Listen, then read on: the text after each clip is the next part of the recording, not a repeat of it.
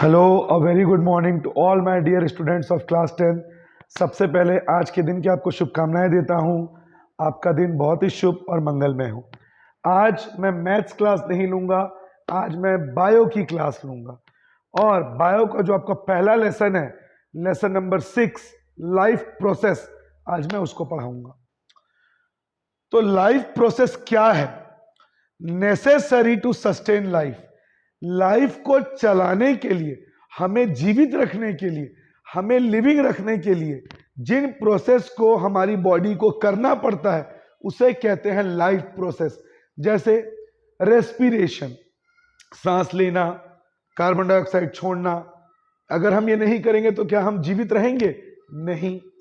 Nutrition, खाना खाना, उससे एनर्जी मिलती है। डाइजेशन, खाने का डाइजेस्ट होना।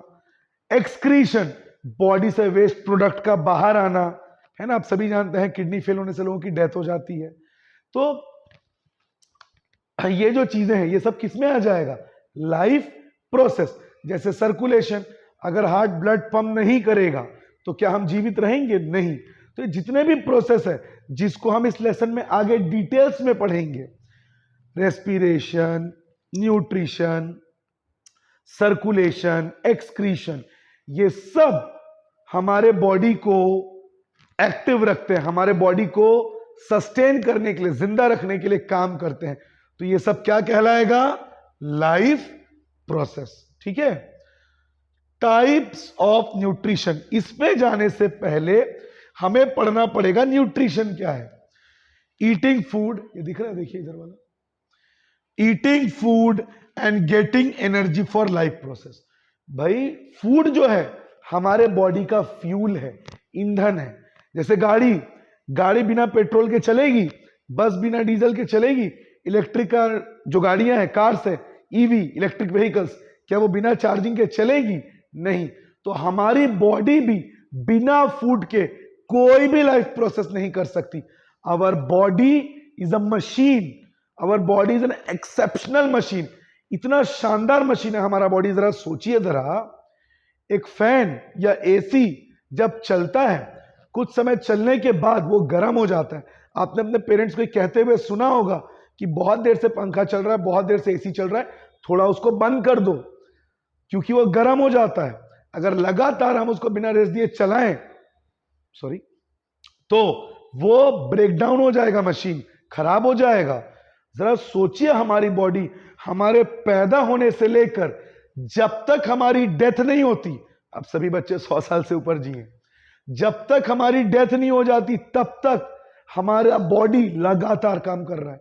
ये जो हार्ट है, अब सोचिए, हम लिखते हैं, ये लिख रहे हैं, अरे यार हाथ दर्द हो रहा है, थोड़ा बैठ जाता हूं बस। अगर हमारा हार्ट बोले तो यार बहुत देर से धड़क रहा हूं, थोड़ा रेस्ट ले लेता हूं, फिर धड़कूंगा, खेल खत्म। तो सोचिए हमारा हार्ट कितना शानदार मशीन है जो लगातार काम कर रहा है बिना रुके, नॉन स्टॉप 24/7। हमारा ब्रेन इतना शानदार काम कर रहा है, सोचना, मेमोराइज करना, हमारी memory power, intellectual learning, everything हमारा ब्रेन कर रहा है, लगातार काम कर रहा है। हमारी बॉडी खाना खा रही है, प्रोसेस हो रहा है, एक्सक्रीशन हो रहा है, किडनीज काम कर रही है। तो सोचिए हमारा बॉडी कितना शानदार मशीन है। और इस मशीन को चलने के लिए क्या चाहिए? फूड। अगर फूड नहीं मिलेगा तो हमारी बॉडी काम कर पाएगी? नहीं। फूड हमारे बॉडी के लिए बहुत ही क्रिटिकल है, फ्यूल है। इसलिए देखिएगा, जब खाना नहीं मिलता या भूख लगती है तो पढ़ने का मन नहीं करता, काम करने का मन नहीं करता। तो फूड हमारे बॉडी का न्यूट्रिशन देता है। न्यूट्रिशन फूड लेने से ही मिलता है। तो न्यूट्रिशन क्या है? ईटिंग फूड, फूड लेना, एंड गेटिंग एनर्जी, एनर्जी लेना उससे, फॉर लाइफ प्रोसेस, ताकि जो भी हमारे लाइफ प्रोसेस है, रेस्पिरेशन, सर्कुलेशन, इन सब के लिए हमको एनर्जी मिल सके। So just imagine how much food is important for our sustenance. हमारे जीवित रहने के लिए खाना कितना जरूरी है। अब टाइप्स ऑफ न्यूट्रिशन, न्यूट्रिशन के टाइप्स अब हम डिस्कस करेंगे। ऑटोट्रॉफिक, या बचपन से पढ़ते आए हैं, ऑल ग्रीन प्लांट्स, देखिए मैंने नाम भी लिखा है, green plants makes own food. Makes own food का ये मतलब नहीं कि मैं भी अपना खाना किचन में जाके खुद बना लिया, मैगी बना लिया, चाउमीन बना लिया, तो मैं अपना खाना खुद बना रहा हूं। यहां पे मेक्स ऑन फूड का मतलब वो नहीं है। मेक्स ऑन फूड का मतलब पौधे अपना खाना खुद तैयार कर लेते हैं। फोटोसिंथेसिस आप बचपन से पढ़ते आ रहे हैं। Sunlight, chlorophyll, carbon dioxide and water, इन चीजों की मदद से पौधे अपना खाना खुद रेडी कर लेते हैं। इसीलिए प्लांट्स को क्या कहते हैं? Autotrophic, all green plants. Heterotrophic, depends on plants. भाई हमको अगर खाना खाना है, animals, humans are also animals. दाल खाना है, दाल कहां से आएगा? पौधों से आएगा।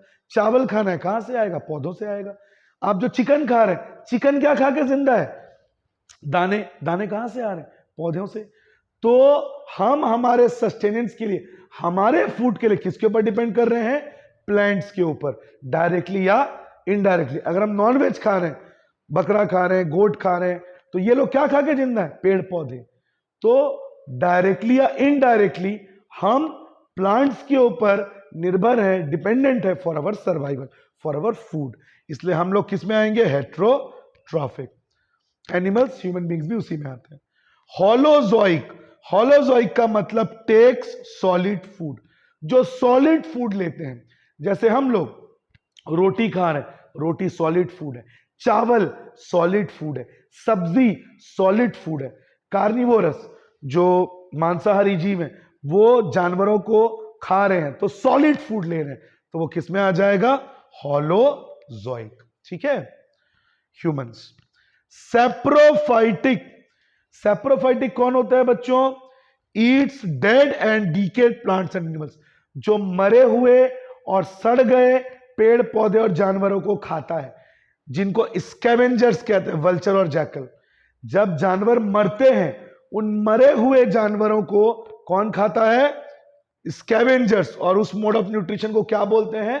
सेप्रोफाइटिक। और ये हमारे एनवायरनमेंट के क्लीनलीनेस के लिए बहुत जरूरी है। आप सोचिए, जानवर मरा है, उसको कोई खा नहीं रहा है, तो वो नेचर में रहेगा, कितना पोल्यूशन फैलेगा हमारे एनवायरनमेंट के लिए, वो कितना हार्मफुल है, कितना पॉइजनस है। तो स्कैवेंजर्स हमारे एनवायरनमेंट के क्लीनलीनेस के लिए बहुत जरूरी है, बिकॉज जो भी जानवर और पौधे मरते हैं, ये उनको खा लेते हैं। तो मरे हुए जीव जंतुओं को खाने वाले को स्कैवेंजर्स कहते हैं, और न्यूट्रिशन को सेप्रोफाइटिक। ठीक है। Parasitic, takes nutrition from host body, जिस बॉडी के ऊपर वो रहेंगे उससे न्यूट्रिशन लेंगे। जैसे मॉस्क्यूटो, मच्छर, मच्छरों से पूरी दुनिया परेशान है। मच्छर हमारी बॉडी में जब बैठता है तो हमारी बॉडी से वो खून लेता है। आप इमेजिन करिए, मच्छर जिससे वो खून लेता है, उसका जो लंबा सा जो निकला होता है नोज जैसा, जिससे वो खून लेता है। भाई जीन्स पहनो, उससे भी वो खून ले लेता है। सोचो, मतलब वो हमारे जीन्स को भी होल कर देता है, कितना स्ट्रांग है वो। तो मच्छर जो है हमारी बॉडी से खून ले रहा है, तो हमारी बॉडी होस्ट है, और मच्छर जिस फॉर्म में न्यूट्रिशन ले रहा है, पैरासिटिक। अमरबेल एक पौधा होता है, वो जिस पौधे में लिपट जाता है, उस पौधे से वो न्यूट्रिशन लेता है, तो वो भी किस में आ जाएगा? पैरासिटिक। और अमरबेल जिस पौधे को लपेटेगा, उस पौधे को क्या कहेंगे? Host body. लीच, जो लीच होता है, वो भी अगर बॉडी में चिपक जाए, उससे वो खून लेता है, तो हमारी बॉडी क्या बन जाएगी? Host body.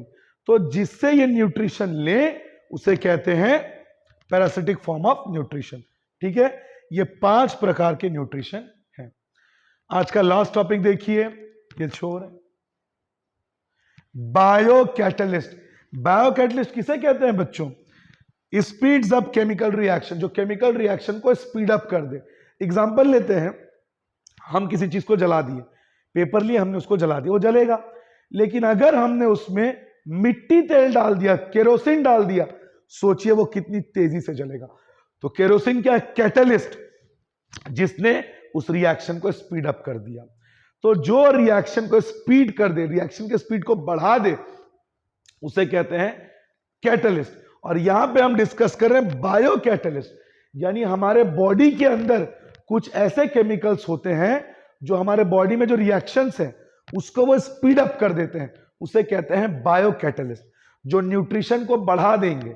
अगर वो बायो कैटलिस्ट हमारे बॉडी में ना हो तो हमको न्यूट्रिशन में प्रॉब्लम आएगी। वो बायो कैटलिस्ट हमारे बॉडी में न्यूट्रिशन के रेट को बढ़ा देंगे। इस टॉपिक को हम अगली वीडियो में क्लियर करेंगे। आज के लिए इतना ही। Have a good day.